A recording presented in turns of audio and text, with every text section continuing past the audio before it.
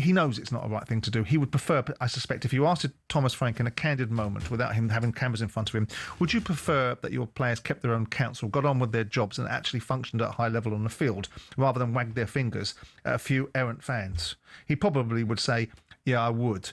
For the purpose of the conversation where he's got a dressing room that isn't functioning at a particularly high level, he doesn't want to turn around and say, if the team was in ascendancy, he was in control of his own destiny, has been well established at Tottenham Hotspur with his feet firmly under the table, he'd probably say, I think the language is probably unnecessary. Because the language isn't that unnecessary.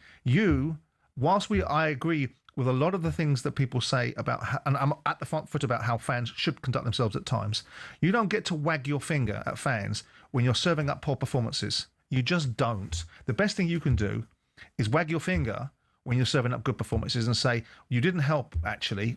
I endured that. We endured your derision and your vitriol and your facetious boos at our players, and we're producing results, but don't think it didn't go unnoticed. That's when you do that, not then when you're wagging your finger at fans who, I know it's not all about economics, but let's make it right. Footballers are afforded a wonderful life, a wonderful opportunity. It's been created on the back of fans. It's been curated through broadcasters, created through the commercial revenues that businesses attach themselves, all with the end user being the fan at mind, because they're the guys that pay the bills. You've got to pack it in. You've got to accept criticism. You cannot live in a society, too much of it in life, too much of people that don't have any backbone. They can only take praise. They can only take observations that build them up. Destructive, unconstructive criticism is not helpful, and I think some of that is where the fans have fallen into. But is it a legitimate opinion?